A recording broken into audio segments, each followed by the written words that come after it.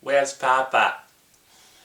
Hello, huge movie fanatic Nate, stopping on by, coming at you this time for one of my famed movie slash Blu-ray reviews. Today I'm coming at you to review the movie and Blu-ray of Where's Poppa? And I just looked up online, I think this is Carl Reiner's third directorial effort. At first I thought maybe being so old from 1970 that it might have been his first, but it looks like it might be his Carl Reiner's third movie. This is a movie that, my mom, I kind of saw as a young kid. I can't really say I grew up with it because, I don't know, there was like this period where, I saw it and then I didn't really watch it again for a long time. So I can't really say I grew up with it, but I did see it as a kid. My mom was like a Ruth Gordon, what is that her name? Ruth Gordon fan. And so the Ruth Gordon movies that I saw as a kid primarily were this and then Harold and Maude. Harold and Maude is a movie that I grew up with, saw when I was a kid and subsequently watched, throughout my just, growing up and stuff into adulthood or whatever. But this is a movie that I imagine, back in the 80s when we got a VCR, my mom's intention was to not rent tapes from a video store, but just to tape movies off TV, and that made sense. And this is probably, a lot of the movies I had on tape were stuff, movies that I taped off TV, and this being a rated R movie, and I was probably, I don't know what, 10 or 11 when I first saw this. Obviously, she probably, of course I was, I was seeing R-rated movies then anyway, but this is kind of a nasty movie in its R-rated form, so I would imagine that the first time I saw this was off, recorded off TV. And, as a kid, I remember, without really being aware of it, I remember that, I kind of like the interior of the apartment. It's got this really old, 40s, 50s, kind of interior. It's a lot like the interior of the character of Ruth Gordon and her husband's apartment in Rosemary's Baby, so I don't have a whole lot of, obviously I didn't really understand it when I was a kid, and that he wants his mom dead or all this stuff. I don't think I really watched it very often. I might have, watched it once or twice or something like that and not really gave it a second thought. And then, when I got older and stuff, I was like, oh, I think I found a tape, previously viewed tape for $1. And I was like, watched it and was like, oh, this is kind of cool. And I wanted the DVD at that point. DVD, it is on DVD, but it has since gone out of print. It must have gone out of print a long time ago because, this was a long time ago when I saw it again with the VHS and wanted the DVD, and it was out of print and blah, blah, blah. Anyway, I was just, within the last year or so, I was searching online again. I don't know what prompted me to look up this title, looking for Price's DVD, and then I don't know how it came up, if I just, looked just to see by chance if it was on Blu-ray. Turns out Kino Lorber did put it on Blu-ray in, I don't know when. Yeah, I don't think they put dates on the back of their packaging. I'll put the date or the year this came out in red letters on the bottom of the screen here. So it's actually kind of funny because I looked online and it actually was cheaper to get, I think, the new Blu-ray than a used DVD. So I'm like, obviously I got the used, I got the new DVD, I can speak.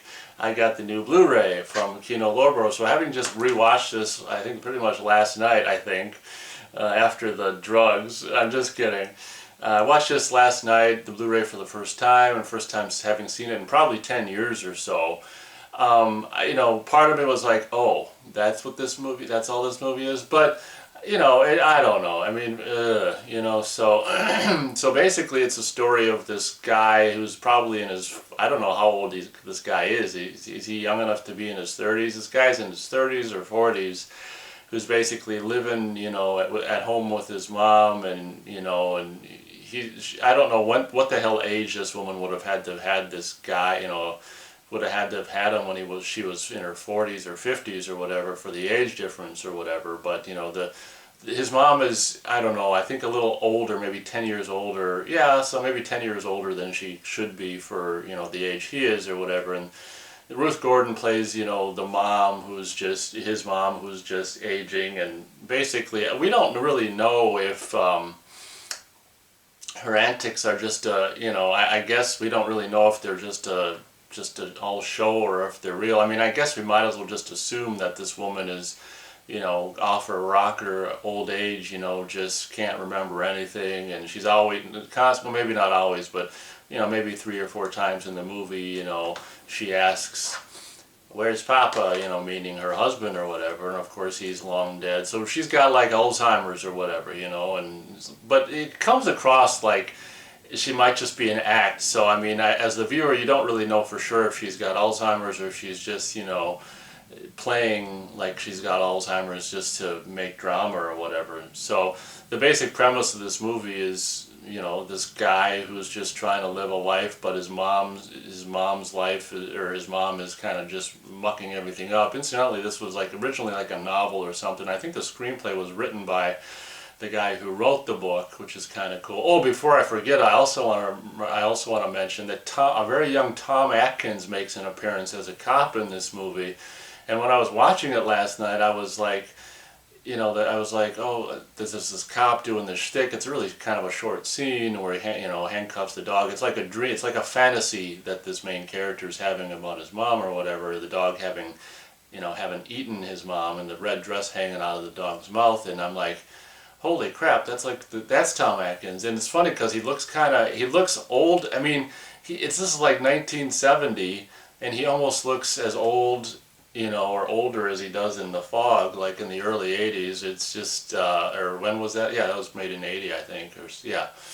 It came out in 80. So it was really, when I watched it last night, Tom Atkins' appearance almost passed me by because he just looked kind of, I don't know, thick and chunky, or I don't know what. I guess maybe he lost weight after this, but it's funny to see, like, this is probably the youngest Tom Atkins I can ever remember seeing.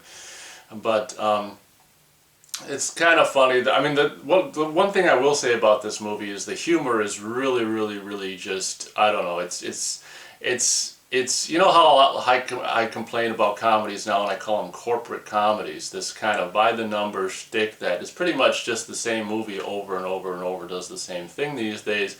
Well, if you go back to this movie from 1970, I mean, the comedy, it's just so random and all over the place. And one thing I will say for the compliment of this movie is, unlike so many movies that are so predictable now because it's just basically we're seeing the same thing repackaged over and over again, this movie is like so random and so like experimental, you just have no idea what's going to happen next, which is really kind of refreshing to see. That's why I just as soon watch older movies than movies that come out now, because movies that come out now are just cookie cutter crap in my opinion, for the most part. There's some good ones that squeeze through the cracks, but so that's one good thing I'll say about this movie is like, it's just like the random, just it's kind of like the first 30 minutes for me were not necessarily that amazing.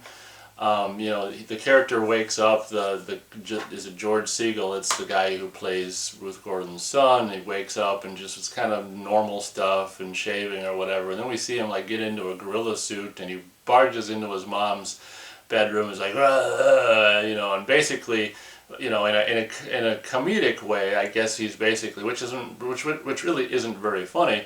But I think for all intents and purposes, the character of this guy in the gorilla outfit is trying to scare his mom to death, basically, and just actually pretend like, I think this takes place in New York.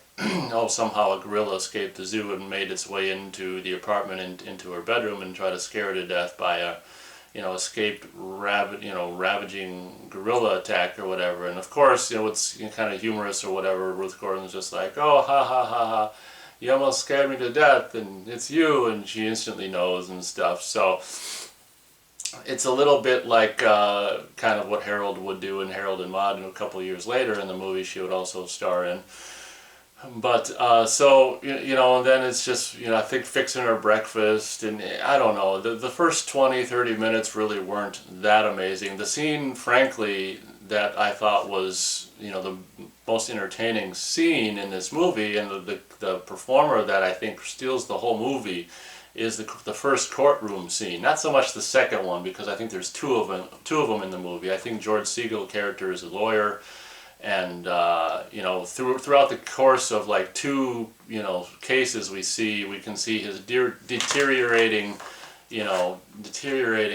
whatever career because of his mom. And it's kind of, I don't know, it's not really realistic, because why would this woman, I don't know, antics at home have to ruin his career. I don't know. It's, you know, the whole movie's just played for, you know, fun or tongue-in-cheek or whatever. It's not really something that's realistic or whatever. But what I was getting at is the first scene, the first court scene, you know, with that general guy or whatever.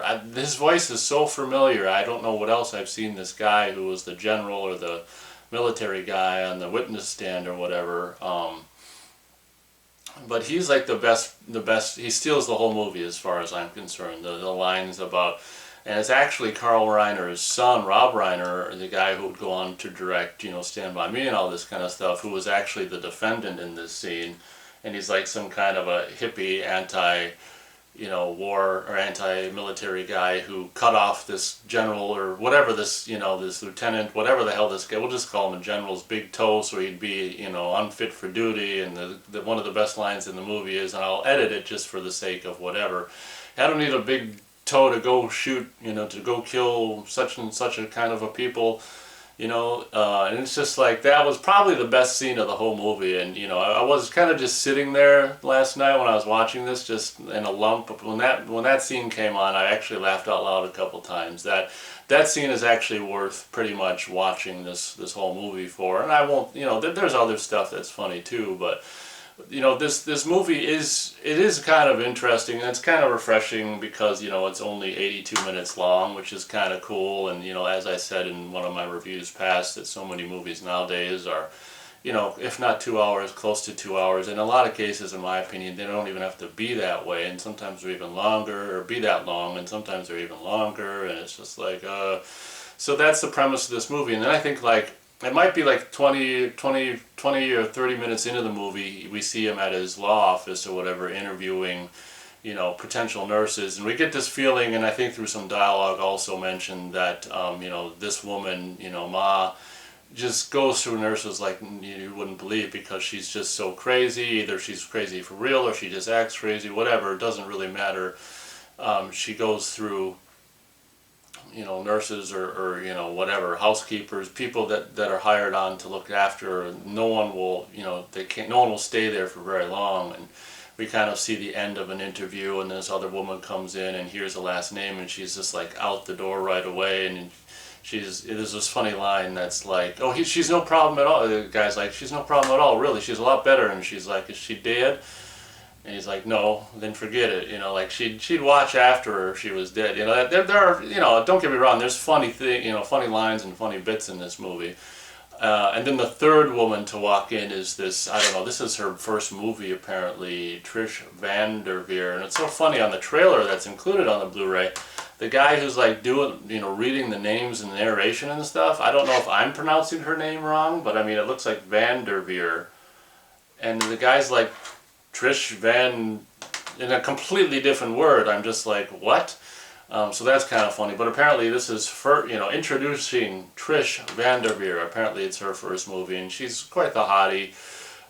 She's this hot, you know, hot nurse or whatever, who's just like, was married for 32 hours, and, you know, and it's just, this is what I mean. This movie is just like the whole thing's kind of a fantasy. Even though this main character has a couple fantasies within the movie, the whole movie is basically kind of a fantasy. And this scene where this hot nurse comes in and just, you know, the guy's just like instantly just sees her as his bride, and that bit where she sees him as the knight on the shining armor on the horse or whatever. I mean, that's kind of fun stuff. And this whole scene is absolutely ludicrous, where it's just like they kind of fall, you know, instantly in love with each other, and it's just like, you got the job. And it's so funny because she says, I don't, you know, do you require references? Because I don't, you know, none of mine would be any good. And she's like, oh, and like nothing bad that she says about herself this guy cares about, of course. And, you know, oh, all of my patients that I looked after died, and of course that's exactly what he wants to hear. That's okay. And, you know, so I mean, you know, this is, you know, you know, kind of, it's dark humor, you know, it is funny, you know, there's some stuff that's just kind of like, but a lot of it is kind of funny. And it's just a weird, I mean, you just like, it'd be really funny to show this to a teenager, you know, someone in high school now or something, or even in college. It's just like, this would be like seeing a movie from another planet to a teenager now. It'd just be, compared to what they're used to in the corporate cookie cutter comedies, they'd just be like, wow, this is just, so random, and I don't know why. I'm not saying they'd like it, it'd just be like completely different to them, and it appears to be a really, really low budget movie because the lighting, the cinematography is pretty crappy. Like in the apartment, which most of the movie takes place in, it's just like they have a plethora of lights, and they're just, flooding, all the interior with lights, and it's really just like overlit in my opinion. And then the nighttime exteriors in the city and stuff are, you can tell it's just a low budget, just throw light on something from, right next to the camera. The camera's here, lights here, flood the area, let's seal the shot before the cops come, kind of a thing. There's a scene, and I think it's supposed to be Central Park or something, where, this guy's got a younger brother, I think, or a brother older, I don't know. This guy's got a brother, and they made this pact to their dying dad on his deathbed that said, they made all kinds of promises and stuff to him, and one of which was that they'll never put, their mom in a home. And this guy, reminding you of Steve Martin, kind of does this line where it kind of reminds you of Steve Martin from The Jerk, which is a movie Carl Reiner would end up directing years later. The guy can't even say it. He's like, I'm going to put my mother in a you get the idea. He can't even say home because, him and his brother made a promise to dying dad on his deathbed that they wouldn't do that, among other things. And he didn't promise that he wouldn't kill her, so I guess that's his, his rationing about that. So he's been trying to kill her, maybe not directly, but by scaring her and this kind of stuff. So he drags his brother into it, and I guess there's this ongoing thing where he threatens to send mother to live with his brother and his wife and his kids and stuff. So brother always, he'll call brother when he's like had it with mom or needs a break from mom or whatever. And there's this scene which, I don't know, it's kind of dumb, where brother goes through the park, Central Park, at night and gets mugged, and he ends up, they make him take his clothes off, and he runs over to his George Siegel's place, and he's naked, and it's just kind of like, that kind of stuff. I don't really like nude humor. To me that's really just bottom of the barrel kind of first grade stuff. As you can see, my grades just deteriorated or declined or just went down and down as I was, or maybe even kindergarten crap. Preschool, it's baby stuff, naked humor or whatever. But that's one of the things about this. I don't really like the being robbed by muggers or clothes taken. And then one of the things that I will say about this movie is, one of these scenes, then this is how random the movie is. Obviously, well, one thing I was forgetting to say is, he brings this Trish Vanderveer, is that her name? Yeah, back to place, and for dinner, and mom screws up everything, and she runs away, and this brother shows up late, and the guy thinks the woman's gone for good, and the guy, brother comes over, and he just, it's too late because the woman's gone.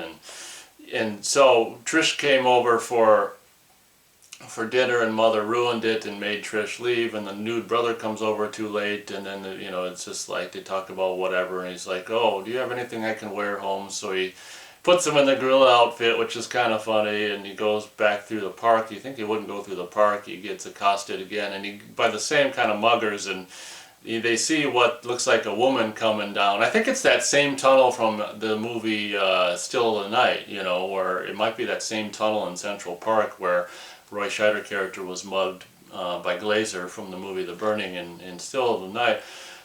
Might be that same area, and also was featured in the movie Wolf, I think, as well. There's a lot of mugger scenes are shot here.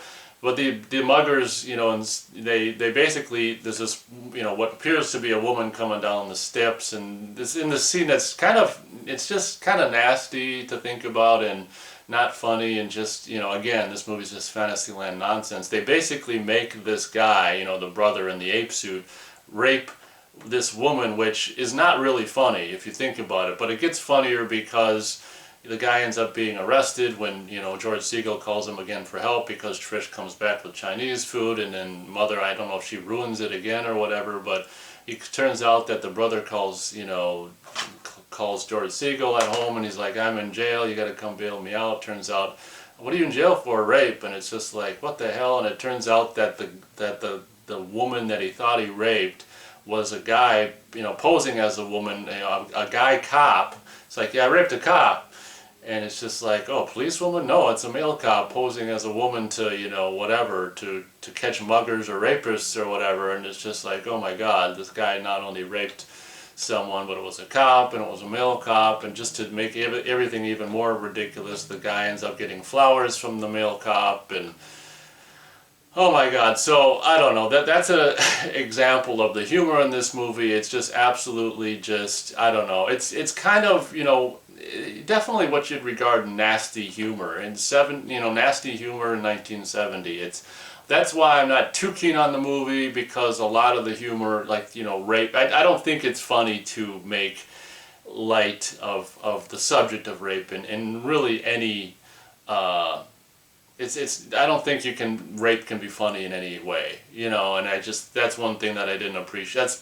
I don't appreciate that. I don't like nude humor, rape humor. This kind of thing is just, there's so many things about this movie that, and then being gay rape, and it's just, I don't know. There's so many things about this movie, having watched it again last night, that's just like, oh, I bought this. But whatever, it's, so it's just an ongoing thing, it seems like weird how you can fit all this into 82 minutes, but I guess we'll just end the review of the movie there by saying that's the kind of movie this is. It's this ongoing, love affair between, this guy and this nurse woman, and, the story about her 32-hour marriage and why it ended, and it's just, yeah, it's like, 1970s raunchy comedy, basically, is what it boils down to. I'll go 2.5 stars out of 4 stars for Where's Poppa. When I watched it last night, I was like, oh, I was debating. It's been in my cart in Amazon forever, and I don't know. It was like, should I buy this? Should I not buy this? I bought it, and it's like, oh, shoot, maybe I shouldn't have bought it. But whatever. It's money under the bridge, or whatever the hell you want to call it. It's I will tell you just the way it ends. No, yeah, you're probably not going to see it. Basically, he just, with this woman, with this, nurse woman, it seems like she disappears, and like three or four times in the movie, like, oh, the mother's too much to handle. And at the end of the movie, she comes back into his life, and he's like, tell you what, she's ready to move back to the state she came from, and this guy's like, marry me now, and I'm going to put my mother in he does it better than I do. I don't do that very well, but very much reminding you of Steve Martin when he does it. He's like, I'm going to put my mother in and so that's the end of the movie, where basically it's kind of sad. They put all her belongings, just throw them into this trunk, and bring her in the trunk to this, old folks home, and just like, she's just like, where's Poppa? And it's kind of funny, because he just goes and grabs some old guy and brings her over to her, and she's like, Poppa, and he's like, Mama, and that's what I mean. It's like, it's comedy that's taking things that really, that's really not even funny. These old people and their dementia and their Alzheimer's and stuff, and rape and nude humor. It's just taking, it's almost like one of the granddaddies of what I'd end up calling corporate, comedy, raunchy humor. I wonder when, if this is some of the first raunchy humor that ever really came out, because, shoot, this is right on the tail end of the 60s. This might be one of the first, I'm not a big, enthusiast in raunchy humor, but it's certainly probably one of the first kind of raunchy humor kind of movies. But that's the end of the movie. And incidentally, one of the special features on the Blu-ray is a what do they call it? An alternate ending, which is even more nasty.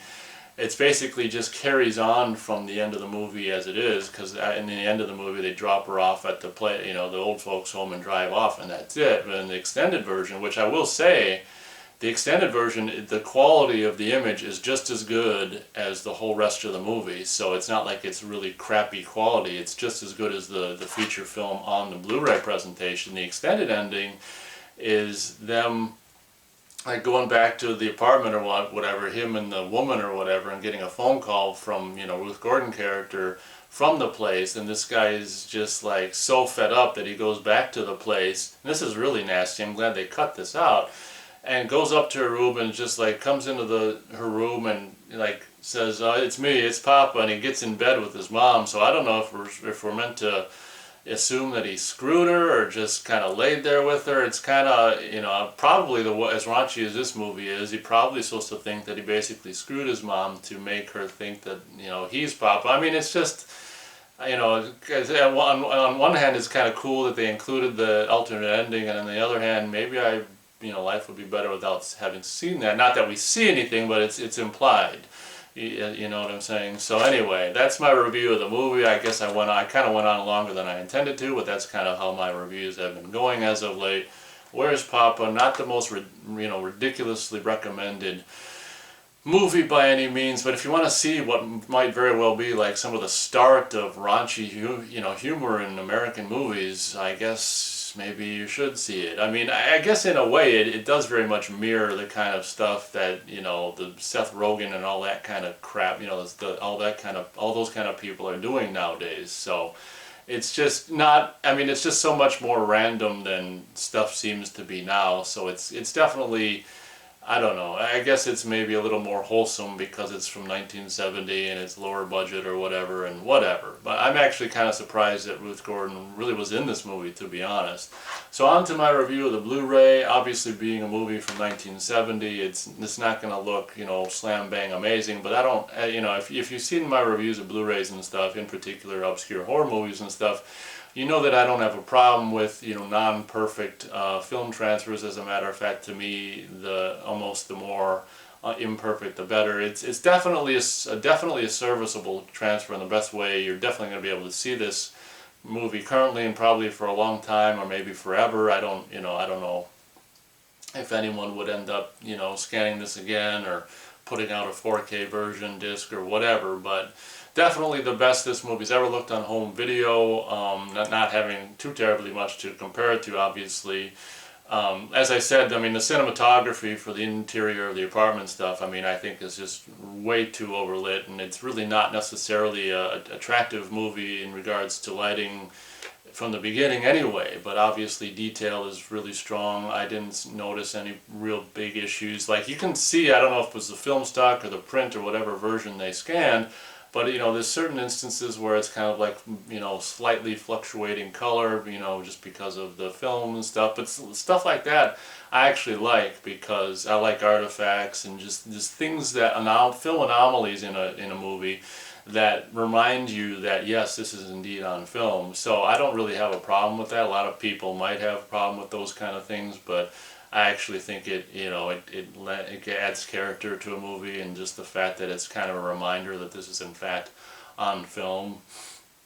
So I didn't have any issues with the sound or the image. Obviously, it was, there's probably movies, but see, 1970, I mean, that's getting pretty old. So, there's probably movies from 1970 that have better scans than this. It's not like some kind of perfect, amazing scan, but it'll definitely get the job done. Being obviously a mono movie, I mean, the sound seemed clear to me. I didn't necessarily, hear any hiss or anything like that stood out and was, really, really distracting or anything like that. For Kino Lorber, there's actually a little more features on here than normal, although on the back it just said, well, these are the features, alternate ending, teasers, and trailers. And what I found interesting about this movie, I didn't think they did all kinds of trailers back in this 1970. There's 2 teasers and there's 1 trailer. I thought back then they pretty much just did 1 trailer for a movie, but the teaser, the first teaser I would say would actually be the best out of all 3, and then the second one's just the character in the monkey suit just sitting at a desk saying some stuff about the movie or whatever, and then the trailer is, I guess I don't know. I like the first teaser the most out of all 3. So those are the special features you have on this particular disc, as is most often the case, or at least in my experience with Kino Lorber, you don't get necessarily a whole bunch of special features. It does say newly remastered in HD. That's pretty much, from what I can see right here, all the info they give you. I don't know, yeah, if it's, I don't, if I had to guess, I'd say it's just from a print and not like the negative, but I don't have any information on that, and I don't know if it exists out in the world or not, so So I guess that'll be my review of Where's Poppa, the motion picture, and the Blu-ray, the high definition Blu-ray release on Kino Lorber. So as always, feel free to leave a comment in the comments, if you've got any questions or comments about this movie or this Blu-ray or my review of it or anything else. So, well, actually keep it on topic. Don't just write, well, I guess you can write anything. Thank you very much for watching, and as always, we'll catch you on the next video.